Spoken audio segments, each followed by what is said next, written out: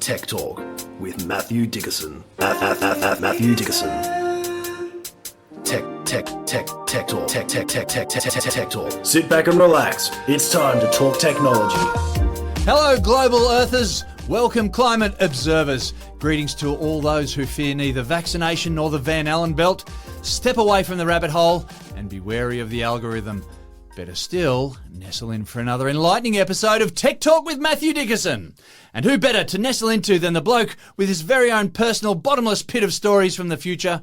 Welcome to the microphone, Matthew Dickerson. Look, it's worth it just for the intros, James. I enjoy the intros every week. I never know where it's going to go. I never know where it's going to stop. I was trying to allude to conspiracy theories this time, so anyway. Perfect. Beautiful. Now, this week, a couple of things about climate change there, actually, that I want to touch on, but I've discovered in my business virtual credit cards. Now, I've used credit cards for a long time in bits of plastic. As we all do. That's right. And then we got to the stage where we put them on our phone, and I don't really carry credit cards with me much anymore. Yeah, same. Motels seem to be a bit of an issue. I seem to have a bit of an argument with motels and rental cars. They want to see the plastic. They've gotten together and they've decided we're not going to go for this newfangled gadgetry. And I remember being at one motel one time, looking at my watch, going, hold on, I just want to check here and tap my watch a few times. No, it's definitely the year 2024. This was last year. I should be able to do things without having. So have you had any? Take your credit card, your plastic credit card, and put it in that old machine that they swipe, and the old like we used to do in the 80s. Well, I used to call them the chung machine. The chung machines, I remember when with the carbon paper. Yeah, when I first started in business, we had the chung machine. Yep. And it was a carbon paper for those people out there a bit younger out there. And the way we would actually get paid for those, you'd do the chung, so you'd have all the imprint of the details, and then we'd actually fill in a claim to the bank and submit that all to the bank. And if it was a big enough transaction, we'd ring and get authorisation. Oh, is James good for this $2,000? Right. And they'd say, yes, here's your authorisation number. So you guarantee the payments then. So it was a long process. Now I love credit cards when people use them because the money's in your account that night automatically. But some people haven't really got it. Some organisations are still out there with physical credit cards. I've even seen companies using metal credit cards to make them look a bit flasher. Metal credit cards. I know it seems crazy, doesn't it? It's a bit over the top. But what I've discovered is a number of companies, I've researched a few of them and decided on one that do virtual credit cards. So in the old days in our business, we would say, when I say the old days, I'm talking about a week ago, we would say, right, all our staff get a credit card. So we'd get to the bank and we'd say, we've got a new employee, Billy Bloggs has just started. The bank would then authorise or authenticate that person, make sure they had the right ID. If they didn't bank with them, they'd go and do their 100 points. They'd go through a process and eventually they'd issue a plastic credit card a month or so later, and they charge us maybe $5 or $10 a month for the privilege of having that. And so, and each credit card had their own individual credit limit. So that was the old days. Now we've got the ability to actually just create an account, a master account. And then when Billy Bloggs starts with my organisation, I log onto a portal. I say, issue a credit card to Billy Bloggs. And there's the number. Now, he never gets a physical credit card. It's ready to go within minutes. So I found it takes a couple of minutes to set it up. And then Billy just puts that onto his phone and his watch if he wants to. And there you go. He's now got a credit card. And had anyone feel uncomfortable about that they feel like they need the physical plastic card to put in their wallet? Some people still need it. It's like in an EV, they need to press a button to start the car in order to feel like they've done the job. In the week that I've been using them so far, no. No one yet, right, okay. But right. It is early days. You're going to get some boomer, at heart come in and go, no, I really, really need a plastic card to maybe. put in my wallet. And having said that, most of our employees are tech savvy. Yes. So they're quite happy about that. And if they complain, you go, sure you're in the right job. That's right, yeah. Just let me check that employment contract. The nice thing about it is you're not paying a fee per card. Oh, yeah, of course. You can issue them within a minute or two, and you can revoke them. You can change credit limits on individual cards. You can actually get to the point, and we're going to do this with one of our employees when you're going to revoke their card on them. That's right. I won't tell them yet. I'll wait till we've told them. Surprise! But you can issue separate credit cards for different projects, or you might have an employee that's working on two different sites, and you say, well, here's credit card 1 for site A and credit card 2 for site B. So rather than try and allocate those different expenses, you just automatically do it because it integrates with your accounting package. Where was this virtual weeks ago? card technology, yeah. Like it sounds fascinating to me, Yeah. and just the whole process of all that happening. And there are some companies, again, I've done lots of research before we chose the one that we went with, but some do it as debit cards. So you would have a pool that you would deposit money into, and that's your amount that your individual staff would use, for example. But I'm at the stage now where let's do these for lots of different things. My kids are always asking for money. Right, I'll just set up some virtual credit cards for the kids, and there you go. There's your pool of funds to use. And I just can see so many possibilities. I just wonder, I mean, you've got 4 sets of 4 digits on cards, but do we start to get the stage where, oh no, it's going to be like phone numbers, we're starting to run out of numbers because everyone's issuing all these different virtual credit cards. Yeah, so that's a lot of credit cards. That's a lot of credit cards. That is.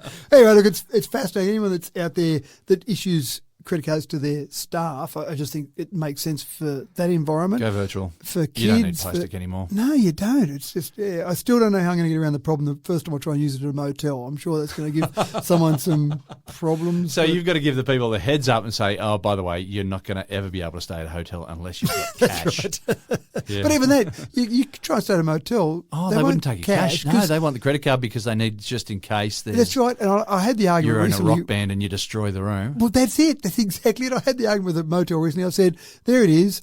I'm happy to pay for the room. You've got my credit card there, but we need an imprint. But I haven't got it. I said, why? And they said, well, you might run at the minibar. I said, okay. Well, you've got all my details. Yeah. You've got everything you know about me. You just need the number. That's right. Like the number on the front, the CCV on the back, and the expiry date. Surely and that's it's enough. all your money. Yeah, that's right. And even if I do run out, you know the car I'm driving, you know my reg. Like, surely you've got some way of saying it's okay. We don't need the plastic credit card. In that click-clack machine still. That's right. All right, now in today's episode, we're all about the future. There's a surprise for you. Today we're going to look into some neat options for the visually impaired. We'll find out how AI is fighting for good in climate litigation and protecting our submarine cable network. And we're going to check out how the EV market is going in Australia in light of current political events. But we kick off today with another one of those times when fantasy is brought into reality. Now, fans of the Marvel Universe will, of course, be familiar with Captain America's shield.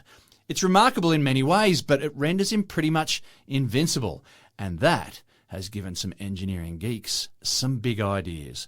Matt, Hollywood has passed on another gift to science, or so it appears. We're getting there. We're not quite there yet. Right. But So we haven't discovered vibranium yet. no. That's because there's no way it can exist. But anyway. That's right. There's a few little minor issues there with Just look in your physics periodic and table. chemistry. Yeah, okay. That's right.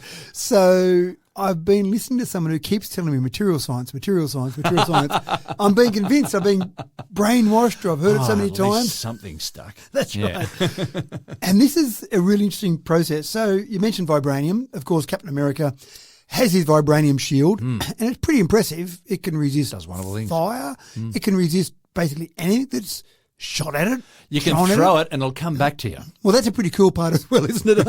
I'm not quite sure about that one. Yeah, but right. that's they've got to interesting work part. on it. But anyway, They've got to work I'm going on to be really judging this story and just see how close they get. Well, that's fair enough, because this is actually taught in a university in Pennsylvania in the US, where a lecturer there says, I want to get kids excited about science, I want to get kids to really be intrigued.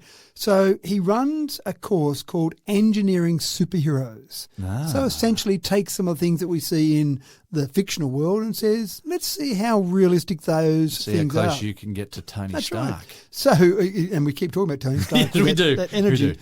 So he gives some practical demonstrations using some basic engineering principles of things like, hammers and battery packs and shields, and starts to just get kids thinking about material science. So how can we start to really think about that? Now, one of the things he does talk about is there's a lot of different ways you can combine the elements. Let's say, forget the 118 elements on the periodic table. Let's just focus on the 94 or so. 92 naturally 92, occurring ones. right. Yeah. So take 92 naturally occurring elements, and again, if you just assume that we could put 3 elements together in the same ratio, and I did the calculation on 94, so it's a little bit out, but there's 141,942 unique sets of 3 from 94. Now, again, of course, as we know, there are different ratios of atoms in a molecule as well. That was just assuming they were all the same number of, 1 to 1 to 1. Yeah. When you start to talk about ratios, when you start to talk about different isotopes, different combinations. Yeah, combinations and Already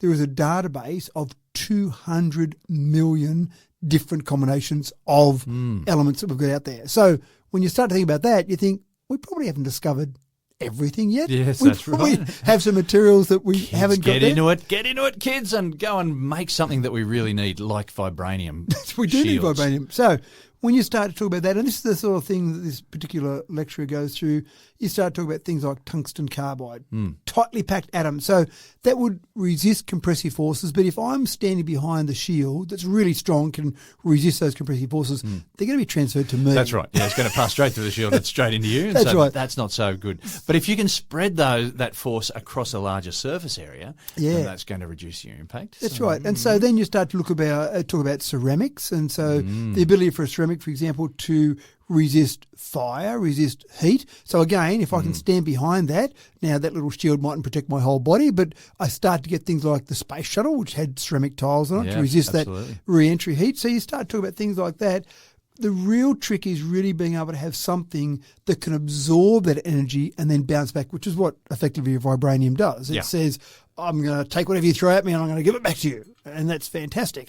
But when we think about that, we don't have a lot of elements that can deform and return, but we're actually getting there with some, we've talked about before, nitinol. We've talked about wheels on Mars rovers that can deform. They're a metal that deforms but then goes back to its original shape. So we start to get some little bits and pieces of that. But again, if you can just get kids thinking and dreaming. Yeah, the more heads that are thinking about this, and that's it, the dreaming. It's the people who think, oh, let's try to do this.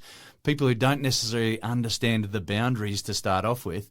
That's... Give it to a 5-year-old. Give it to a 5-year-old. Say, what do you want? And then you don't know those constraints. So I love the idea. Or give it to a Hollywood producer. That's true too. The same thing. And they'll just say, oh, this is what we're going to do. That's and right. then all the science nerds go, oh, yeah, they could never do that. But, yeah, that's right. But maybe the never becomes possible. Yeah, well, I mean, we've out of Star Trek, we've now got these little personal communicators that everyone carries around with them. Yeah, that's right. And of course, the Dick Tracy watch. The Dick Tracy watches, yeah. So Hollywood and the whole idea of fantasy and storybooks and stuff. Yeah. And even Maxwell Smart. We haven't got a shoe that we wear around. Or the cone of silence. Or a cone of silence. Maybe we could get into making one of those. I forgot about the cone of silence, but we don't wear a shoe phone around, but we carry a phone around with us, which again was revolutionary. Maxwell Smart must have been late 60s that was around? Maybe early 70s. So, anyway, keep dreaming. It just requires dreamers. It does require people dreamers. to see, okay, well, how can we put that together to get it to work?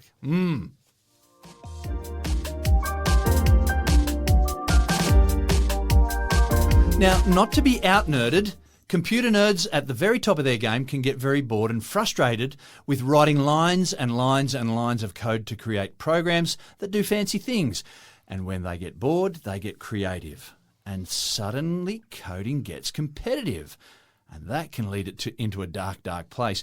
Matt, what the hell is the International Obfuscated C Code Contest? It's a crazy contest.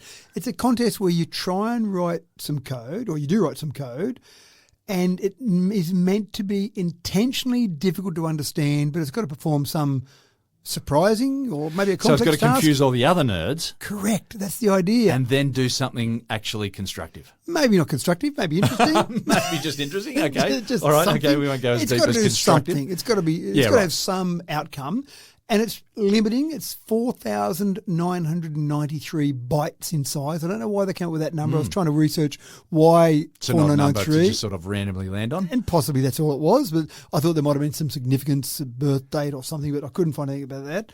There were two gentlemen, Landon Knoll and Larry Bassel, came up with this contest back in 1984. So it's been running almost continuously since then. It had a bit of a vacation during COVID. I'm not sure why, because you probably didn't need to get together for programming. You can do this remotely. If there's anything you could do remotely, it's got to be this, right? I thought so. So not sure what happened in COVID times, but the whole idea is, and I remember when I was at uni, the whole thing was put enough comments. I used to get in trouble for not putting enough comments. I just wanted to write the code, and that was it, done. And they're like, where are your comments? If someone else looked at it, I don't care about someone else looking at it, but obviously good I programming. Yeah, that's right. I knew what I was doing. Good programming. And I must admit, now I look at code that I write, even if I wrote only 6 or 12 months ago, I'm glad I've got those comments there because I had to remember what I did forgot here. why you did this. That's right. So it does make sense. So the whole opposite, and this is where this was all born, was looking at bad code. These two particular gentlemen were looking at badly written code, poorly written code. Went, oh, this is so annoying. And then they started playing with the idea of, let's see the worst example we can get of poorly written code. And then they came up with this competition, the IOCCC, the, as you said, International Obfuscated C Code Contest. And so to give you an idea of what has been some winners or the standouts in previous years. So, for example, there was one that was a flight simulator where the code itself was written to be shaped like an aircraft. So just a bit different, just a bit unusual. Right. So you look at the code, standing back at it, and it looked like an aircraft. Very clever. Another one was a functional chess engine in just 1,255 characters. You could beat it easily because it wasn't very clever, but it didn't matter. Made you feel good. It could play chess. But it could play chess, and it was written. Sorry, what was special about it? It was 1,255 characters. Right. So not too bad not for too a chess bad. game. Yeah, right. Another one was a program that deliberately crashed itself and then used its own memory dump to start as the next execution. So it could actually run a normal program as it crashed and then recovered itself from where it crashed. So just various things like that. So they give awards to categories like most enigmatic, most irrational, best abuse of the rules, but you don't know what the various categories are going to be till after the contest closes. So you put your entry in and then you might win one of the categories they create. Accidentally. Yeah, right. Okay. So quite fascinating. Well, who said they didn't have a sense of humour? That's right. The contest has started. It started in the middle of February, so the contest is now up and running. You've got until May to go and look for it. Just go and Google IOCCC and see what you can come up Start with. punching away your code. That's right, and see how you go And with be it. thinking left of centre.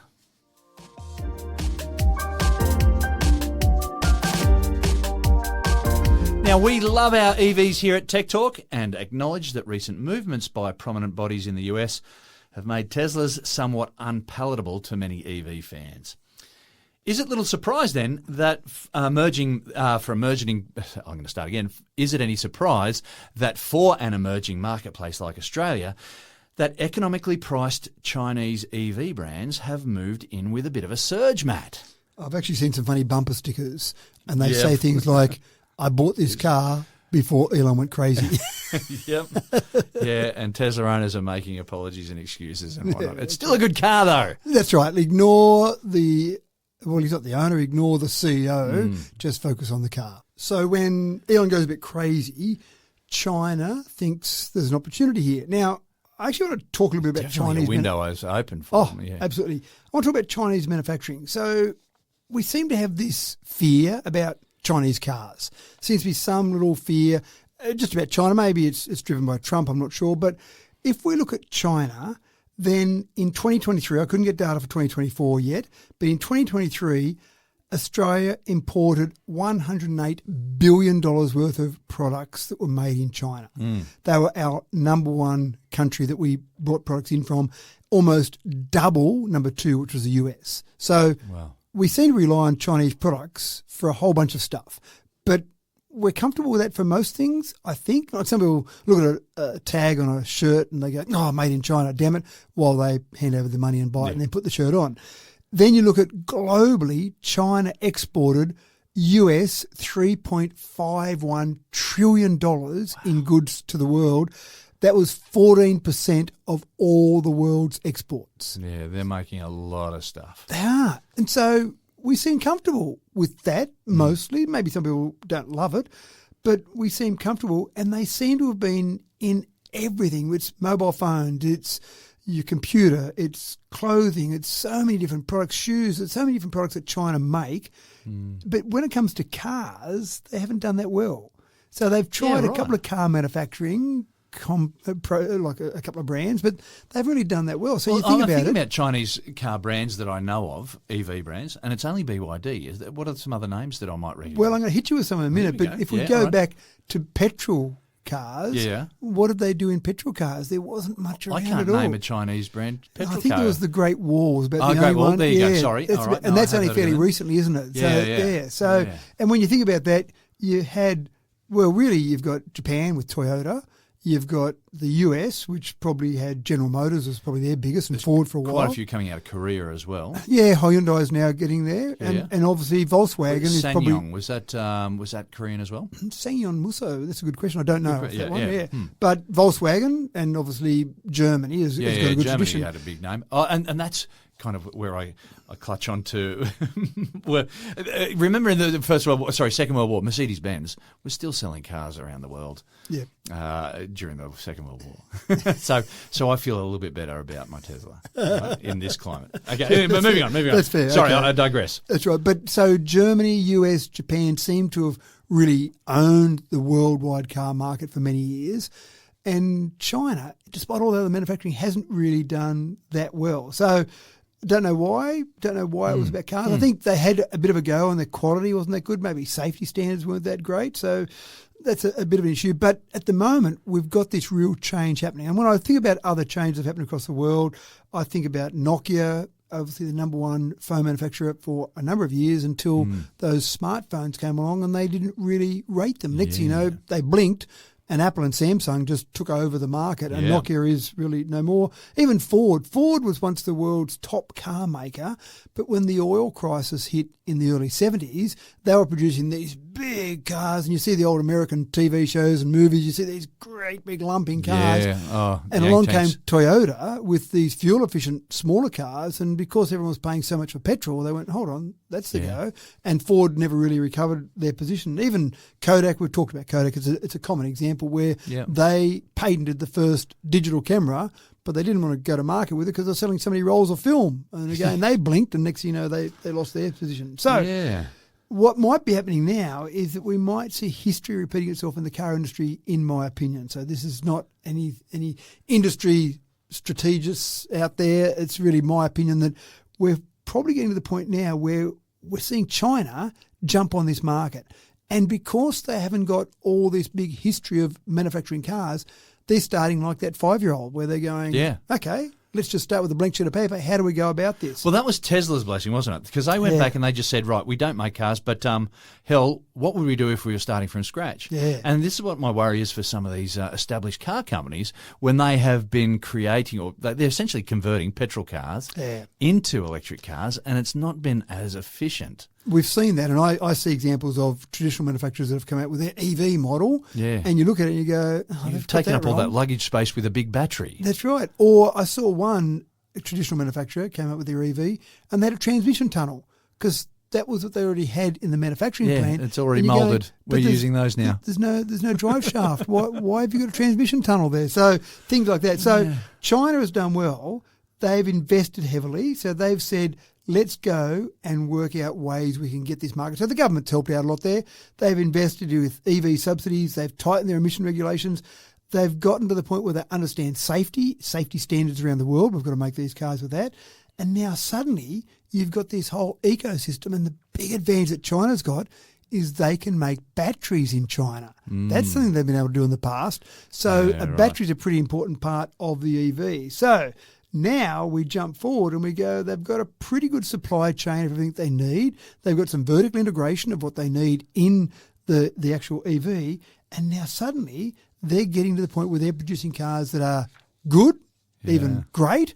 They're cheap. And so BYD, even the first BYDs I saw, and you mentioned that as one manufacturer, the first BYDs I saw had maybe okay build quality. They seemed okay, but it didn't take long. And the next version or the next iteration, I went, wow, these are pretty good, actually. Well, I haven't heard anything bad about the BYDs. No. So you'll see brands now coming up that are like BYD, but Geely, Polestar, Lotus, Neo, Xpeng, Li Auto, MG. These are all Chinese brands that are going to invade the Australian market over this year. and getting to the point where you're going to see small SUVs under 30 grand for an EV. You're going to see prices suddenly where people want them to be. And that's one thing that people often say to you and I, oh, yes, but they're too expensive. Well, suddenly... Well, that's happening less and less, I've noted. It is, that's right. So BYD's Atto 3 has become a bestseller in Australia, undercutting Tesla's Model Y. MG has got some success with its MG4. So the science there, I suppose. Even Polestars, I've hired a few Polestars recently when I've been away somewhere, and I typically try and hire whatever brand that particular company's offering, but I've seen more and more Polestars with rental companies. And they're getting a very good rap, yeah. Yeah, so I just think that some of the legacy automakers are struggling, and even if you look back decade by decade over the last few decades, so the top 10 car makers 10 years ago, 20 years ago, 30 years ago, it was dominated by Toyota, General Motors, Volkswagen, some of those brands that you see that are so common on the roads, but suddenly you're going to see, and the latest one, I can only get to 2023, suddenly BYD slipped in at number 9 spot on our top 10 car sales for the year. So suddenly... That is significant. That's right, they've come out of nowhere and they're there, but all these other brands we're going to see. So I think that China certainly has been the factory, the world's factory for electronics, textiles, consumer goods. But I just see that the future is electric, as we know, but the future is electric and Chinese. So it's a big change there. So keep an eye out for some of those brands, some of those brands that aren't familiar now but will suddenly be familiar. And just keep an eye. I mean, BYD has been quite clear. They've said by 2030, we're going to topple Toyota as the number one car manufacturer in the world. It's a fairly lofty ambition. Fairly well. Now, we know when VW said they're going to topple Toyota, they had to cheat. That's when they came out with Dieselgate to try and cheat. But I don't think BYD is going to cheat. They're just going to produce EVs at good prices and with good features. The winds of change are blowing. Oh, they are indeed.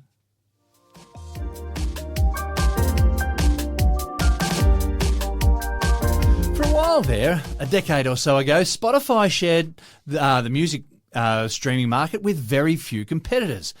But in the age of the internet, if you snooze, you lose. So the pressure on tried and tested apps like Spotify is to innovate or die.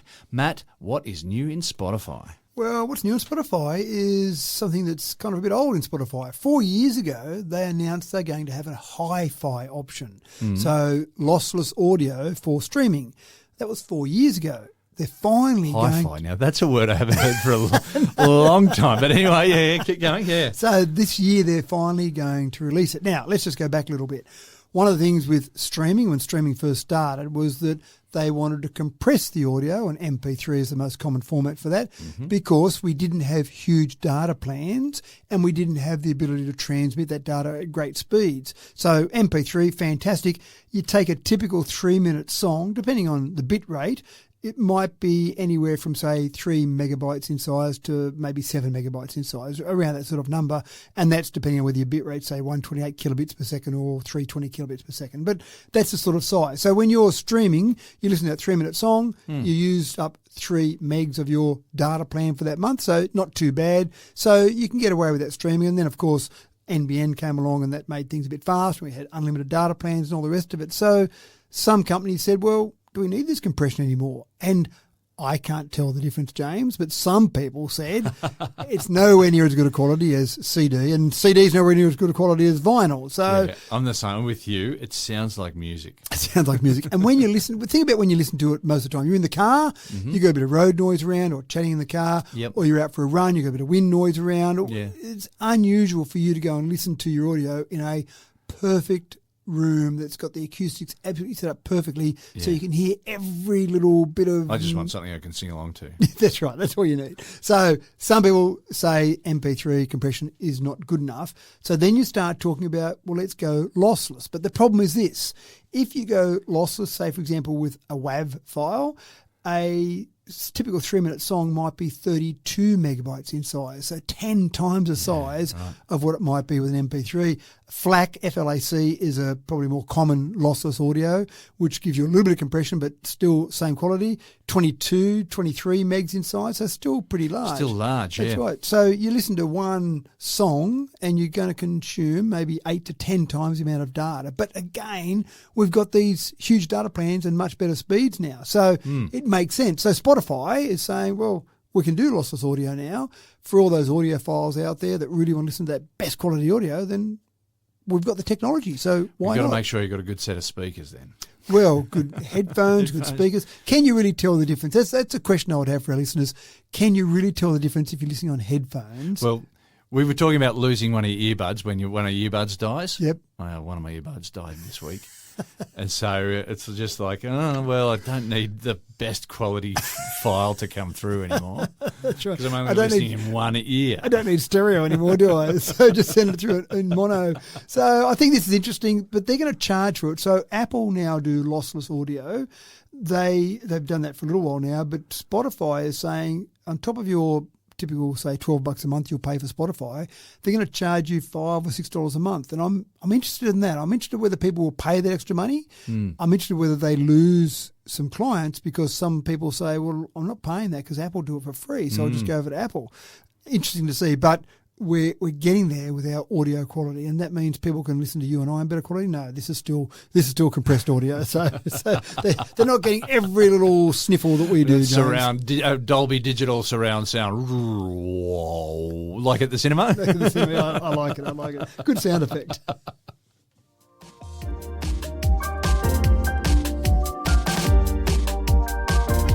Ray-Ban's Meta glasses have been around for a while now, but unlike their hapless Google Glasses predecessor, they seem to have carved out something of a niche in the market. And Matt, these babies have some real potential, even for people who are visually impaired. I love the fact that people that are visually impaired are grabbing hold of these. So they've sold about 2 million units so far. They were released at the end of 2023, so they've gone okay over that time frame. They want to get up to the stage where they're selling 10 million units by 2026. One of the ways they might do that is by appealing to the visually impaired people out there in society. Yeah. So these have got cameras, they've got microphones, they've got an AI assistant, they can identify objects, they can read text out loud, they can provide real-time information. So you start to think, well, hold on, if I am visually impaired, well, I can actually use this to tell me what a sign says or tell me if there's a car coming along. I can have a conversation with my glasses. Obviously, you've got them connected to your phone that's in your pocket. So you can start to use these. And this wasn't something I absolutely guarantee Meta never said, let's go out and make some glasses for the visually impaired. They just wanted glasses that were cool. It's another case of people who have found a use for something have adopted it, and it's taking off in that form. Exactly right. And maybe now when they see there's a market there for it, they might start to modify, fine-tune. Change. Yeah, exactly right. So they've been used, users have been talking about they're being used for navigation, reading, helping with cooking, reading a menu when they're cooking, for example, all sorts of things. Because again, as you do with any of the AI tools out there, you can have a conversation with the tool. So you can say, please tell me what that sign says, or tell me if there are any cars coming along now. Now, do I trust AI enough to pick up if a car's coming along? Oh, I don't know, but anyway. That's a risk. It's a risk. But you trust a dog, and a dog goes through a lot of training to help you get around, to navigate around, and a dog can decide whether a car is coming or not. So surely AI should be able to. I had a friend at university who used to just say, cars will stop. And he'd walk out and just see how they went. I love the confidence. Oh, yeah. That was before people were playing on their phones while they drove their cars, though. So now maybe they don't see you. If they see you, they'll probably stop. But it's a whole range of things. People even said they've used them to help them get dressed in the morning, to pick out clothing colours that were good together. So a whole range of things. But I just there's a slight concern, I suppose. So some experts are saying that if they're going to be used as an accessibility tool, maybe they should undergo some medical grade testing, not just, hey, this is a fun thing, use it, and then start using it in ways that it wasn't really designed for. They need to have some sort of deeper clearance from a higher body, yeah? Maybe, yeah. The good part is that the glasses are still expensive, but not stupidly so. So $460 you'll pay for them in Aussie dollars. But well, when you considering look what people will pay for a phone these days. Well, exactly right. But also, when I started to look at things that people, or amounts that people paid for some tools to help them with their visual impairment, I found a dot pad, which was something that can help people that have got visual impairment, $18,500. Wow. When I found the Victor Reader Stream, so something that helps you read signs, etc., $850. So if you get glasses that are a lot cheaper than that, sure, they may not be medical grade, but they're probably exposed to a lot of people that maybe don't have the finances to be able to participate in some of the other tools that are out there. You've just for pointed blind out people. just how hard it is to be someone who's really visually impaired in a big way. If you've got to start paying those kinds of money. So anyway, hopefully it's going to be better. Of course, the Google glasses, people used to be called glass holes. That was glass holes with a G there. With those, these seem to be going much better than that. And again, the secret filming is still something that's a bit of a concern to people. Yeah, but it's just interesting what takes off and who adopts it and how are they adopted. It's sometimes very hard to predict, isn't it?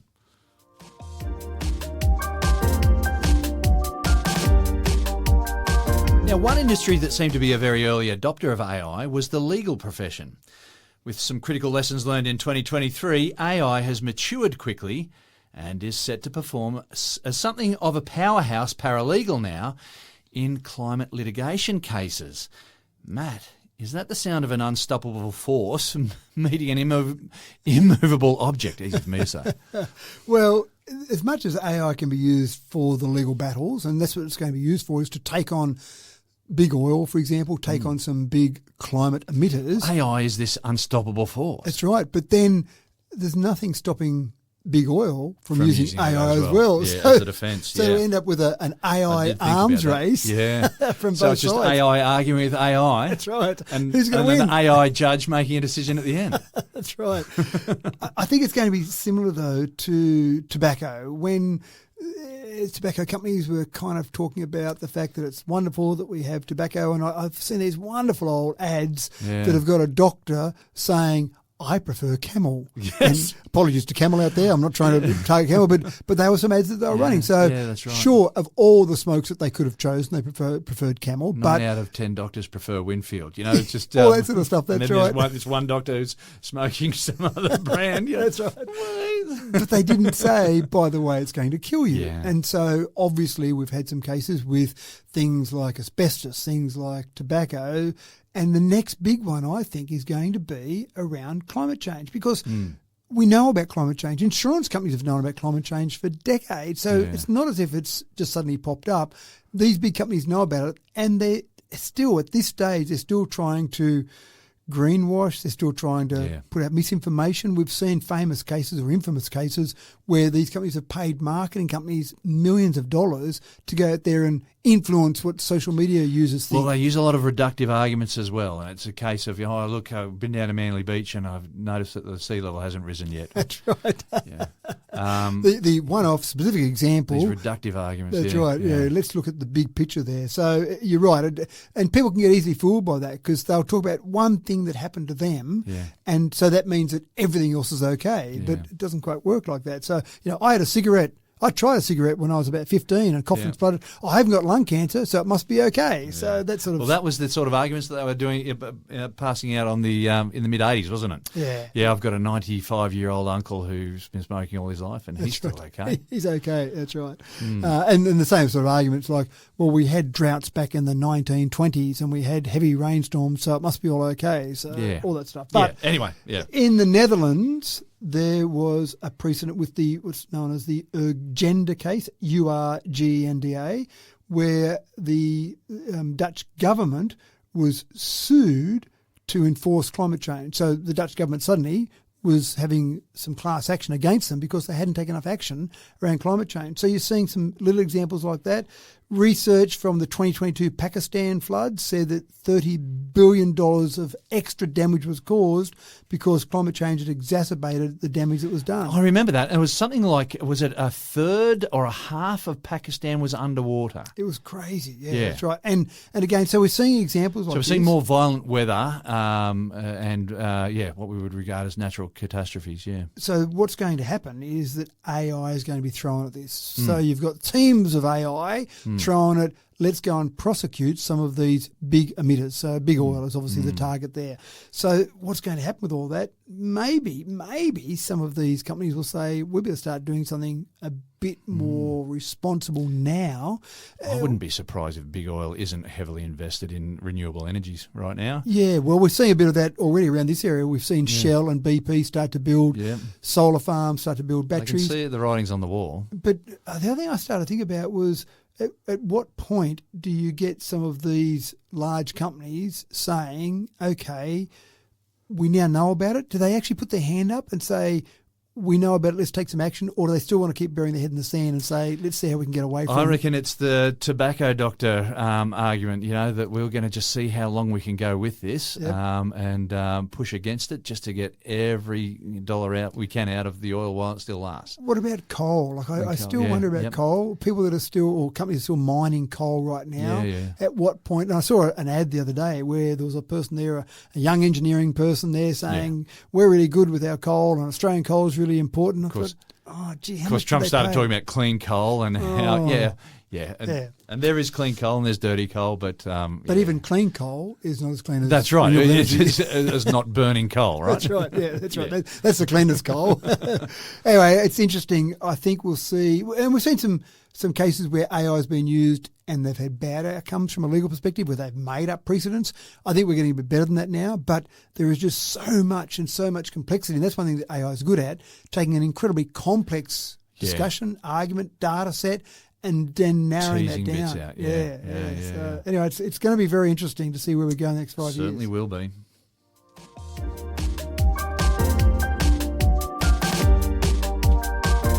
Now, far from a passing fad, solar technology just keeps on building and developing and building and developing and building and developing. As a green alternative, renewable tech faces the constant challenge, though, of being recyclable. But the Scandinavians have been at it again. Who would have thought? Rewriting the rulebook for green energy tech. Matt, they're really leading the charge from the front in this, aren't they? Recycling our renewables. And it's one of the things that people often talk about. Oh, no, you take those off your roof in 25 years' time and you're going to fill up landfill. I'm actually intrigued by how concerned people are about the environment when it comes to renewable components. So they're suddenly concerned about wind turbines killing birds or solar panels in landfill, and you think, so do you use plastic straws? Do you actually care about the environment in so many other parts of your life? But no, it's a convenient argument.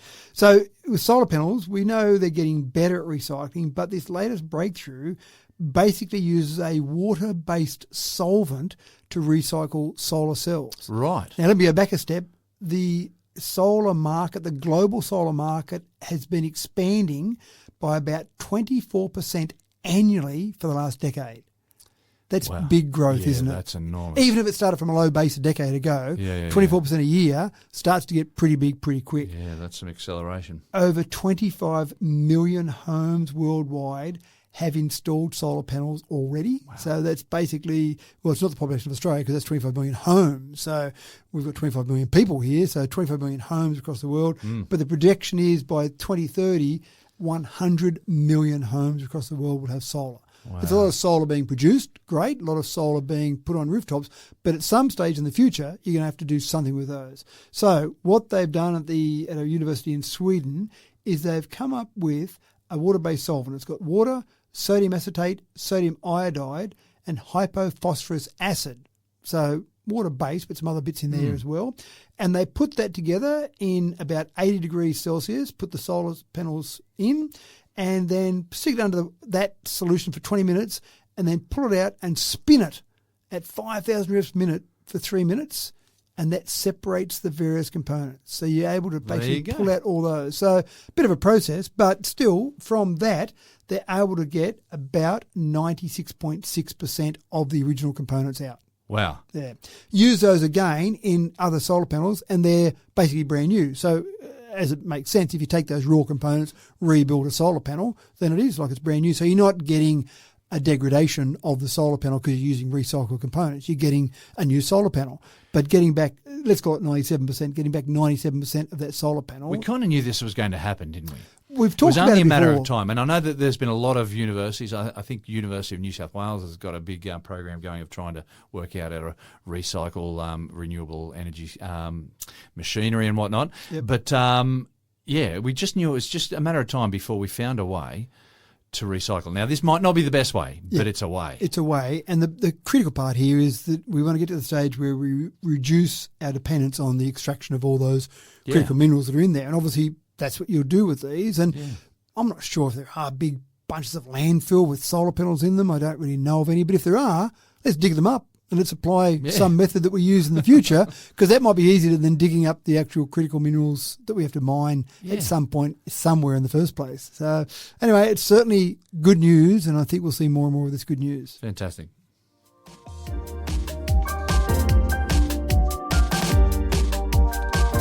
And furthering the discussion on recycling, Australia's performance on this front has had its ups and downs over the last 75 years or so. From glass milk bottles in the 50s to single-use plastic bottles in the 70s and 80s, recycling has been one of those paths of public good intention, a priority only if it wasn't too inconvenient. Matt, it's 2025 now. How are we faring today on the environmental report card these days? Well, it's going back to the future. I actually remember a school excursion we went through in a place called All Bells Drinks, Orbell, All Bells, or maybe it was apostrophe S or S, I can't remember, but All Bell was the person's name that had this factory that made soft drinks in our community. And I remember going through that as a kid because one of the things that was fascinating was all these bottles that were returned, and they had this washing process where they went through a washer and flushed all the whatever was left in them, and they were brand new bottles again, and off they went, and we filled them up with, we didn't, but they filled them up with soft drink again. It seemed to kind of make sense. Even milk bottles. Educational exercise that really made its impact for you? Obviously. But even I was a milko when I was a kid at school. We used to go and deliver milk. You'd run around with 12 bottles of milk in each little container in each hand. And Did you have the sachets of milk? Did you have those? Didn't have sachets. There was sachets, and you had like a special pourer that you placed your sachet in, and you just cut the corner off. Right. I remember vaguely those from the late 70s. I don't remember. We used to have a thing called a dubbo, which was the simplest sweet in the world. It was a bit like a sachet, and it was filled with cordial frozen, and then you'd buy it, you'd cut off the end, or you rip off the end with your teeth, and then you just suck out the cordial, the frozen cordial that was inside. But even the milk bottles, what I used to love about that is you go and deliver these milk, and you used to have to remember the whole milk run about how many bottles people got and what day they got them on, that sort of thing. But the one that I liked the best, the clients that we had on the milk run the best, were the ones that were called bottle for bottle. So whatever number of bottles they left out, you gave them that number of bottles, and they'd leave the money out for that, and you'd pick up the money. So it was also a bit of music as you ran around, the music bottles chinking. That's right, exactly right. Those little carriers. So you'd put down people would leave 2 bottles out. So you put down 2 bottles, you pick up the 2 empty bottles, and you take them back, and they go back to the dairy. They'd be flushed out and filled again. So that all seemed to work okay. And then damn Coca-Cola, who in the 70s introduced plastic bottles into Australia, probably around the world as well. But we then started to get the stage where we just made bottles out of plastic. It was cheaper and easier, I guess, to just produce new bottles, and away we went until we find out that all this plastic wasn't great. So then we introduced... It wasn't going anywhere. It's still... It wasn't. It wasn't great. These are great. They don't break down. Hold on. These aren't so great. They don't break down. And then, of course, we got to PET bottles, and that was great. But even when we used to send our PET bottles to China, we only really got back about 40% of the bottles that were put out into the community. So the recycling wasn't great. And, of course, then China said we're not taking them anymore. So that was a bit of a problem. And we've got our return and earn scheme now. So you get paid 10 cents when you bring back your various plastic bottles, etc. So that's good. But I think there might be a bit of a move to go back to glass. Glass seems pretty hardy unless you drop it. But Germany is leading the way there. Germany is really saying, and they've got a deposit scheme as well, but they're saying we should just go back to glass. Glass seemed like a pretty good substance. Again. Yeah, that's right. And it is a good substance to use, yeah. And in Germany, they're getting a 98% return rate. They are doing a return and earn type scheme as well, but 98% return rate. So you don't have to keep manufacturing new bottles. Sure, it's more energy intensive to manufacture a glass bottle than a plastic bottle, but you can keep using it over and over and over. Over and over and over. I don't know how many times, but it'd be a lot. You can keep going with that, flushing out that the glass bottle and then refilling it again. And they're getting to the stage where they're standardising. So if you're Coca-Cola and you want your groovy little pattern on your bottle, sorry, you can't do that. You're going to have a standard shape of glass bottle so that everyone can use the same washing methods and the same refilling methods. That kind of makes sense. So are we going to get to the stage where we do this in Australia? Well, I think the first step was return and earn. So once you've got that and you're encouraging people to bring it back and you get paid their 10 cents. And, of course, charities sometimes use that. Individuals use that to pay for weddings and all sorts of things. So the return and earn is doing what we wanted to do, that it's actually getting it brought back. But maybe we should start thinking about changing to glass, going back to the future. We had stories about making things out of timber in recent weeks, and now we're going back to glass. I know. Glass and timber. Goodness me. What a concept.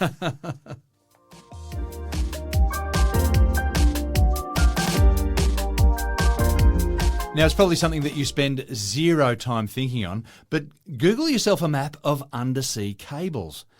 The mess of stuff that spans under the Pacific, the Atlantic, pretty much every sea and ocean on the planet, it's something to behold. And when something happens to cut a line kilometres below the surface, pandemonium ensues and the repair is expensive beyond belief.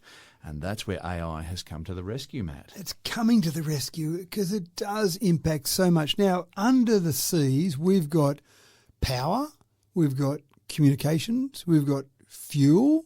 So we've got things that are pretty important, and they take a long time to go and construct an underground or underwater thing from country to country. Yeah. So when something happens to it, it's not a, oh, Jim, can you slip around? You can't use, like I talked about last week, Tommy tape. You can't go get a bit of Tommy tape and wrap it around. We're talking about ships dragging anchor here, and there has been a little bit of sabotage happening out there that people have been worried about. I know. I do wonder whether it's more sabotage more so than accidental. So in 2022, there was the Nord Stream pipeline, which was basically taking Russian natural gas to Europe, and that was definitely sabotaged. Yeah. So there is this issue. Now, what do you do about it? The ocean's a big place, and these various, whether they be pipelines or cables, are long. And so how do you keep an eye on that? Now, one of the problems is you go underwater, you can't really transmit that information that you're looking at back to the surface easily. That's not in real time, no. Not in real time. That's a major drama. Air, so we know, and the big difference here is that when we send electromagnetic signals, so radio signals via air, they degrade at inverse square rule. Yeah. But when you go underwater, you degrade exponentially. So it attenuates exponentially. So when you talk about Wi-Fi frequencies, 2.4 gigahertz, you might get a few centimetres into water before it drops out. So you that's really need to be connected by a physical line or, if you're going to be passed. Or what you do is what they're doing now is AI is sending underwater drones, and they're going along looking at the area that some of these cables are, and then they're coming back to the surface to then send off the information. You go. So, because again, you can do it, submarines can communicate, but they're going very low frequency. Yep. And you can't send a lot of data. The lower the frequency, the less data you can send. So you're getting it through water, but not maybe kilometres, but you're getting it through waters, maybe hundreds of metres, but again, not much information associated with that. So what they're doing now is they're basically sending out AI underwater drones. They're just manoeuvring around these various areas, keeping an eye on activities there, looking at things that might be on the seabed. Is that just a bunch of rocks, or is that an explosive there? What have we got there to see what might be used in sabotage? What ships are coming around the place? Why is that ship going along there? This isn't a common shipping line. I don't know that we need that ship going there. So lots of investigation of lots of information, and then again, we've talked about it before, AI is good at analysing a bunch of stuff and then taking that and saying, right, this is something we need to be aware of, and this over here, not so much. I mean, wouldn't it be better if people were just nice? Couldn't they just be nice to each other?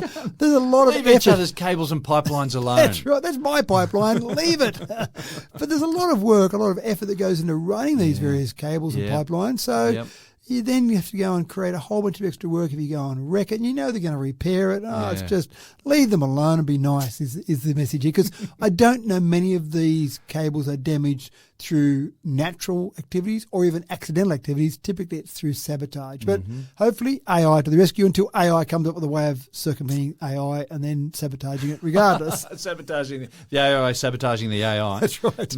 Yeah, it's going to happen. It is. Oh dear, and that's all there is for another episode, folks. It's time for us to cut and run. Thanks for another cracking tech talk, Matt. Thank you. I'm just going to go and keep working on that vibranium. I do like the idea. And I'm interested in it too, because I want a shield just like Captain America. Yeah, that's right. It seems so obvious. Someone did say to me, well, wouldn't it be cool? You could just build a car out of vibranium. And that sounds good, but we used to build cars that were pretty solid. Back in the 60s and 70s, there were cars that were like tanks. Yep. But if you had an accident in one of them, the car looked perfect at the end of it, but the little bit of soft flesh inside it? ended up a bit of gel. Not so good. That's Not right. So good. So our car is now designed to absorb lots of impact, so humans are coming out of it much better, but they absorb it by basically deforming and not coming back to the way they were. So, but maybe vibranium, if it could absorb that and then come back, maybe that'd be a great way to build a car. Well, if my shield doesn't return to me when I throw it away, I'm not interested. I don't care what it does otherwise. Oh, we've got boomerang. Surely, if that's all you want, just go and get a boomerang. That does the trick. I don't know if it defends you against anything else. Nah, but it's not as cool as a vibranium shield. No. Especially if it's got an American flag painted on it. Thanks for tuning in to Tech Talk. Once again, folks, it's a pleasure to have you on board week after week after week. I'm your host, James Eddy, and we're looking forward to seeing you again in another week's time. Don't forget to like us, subscribe to us, tell your friends all about us. We love you, and we love having you week after week listening in to us. We hope to catch you again in 1 week's time. Take care until then.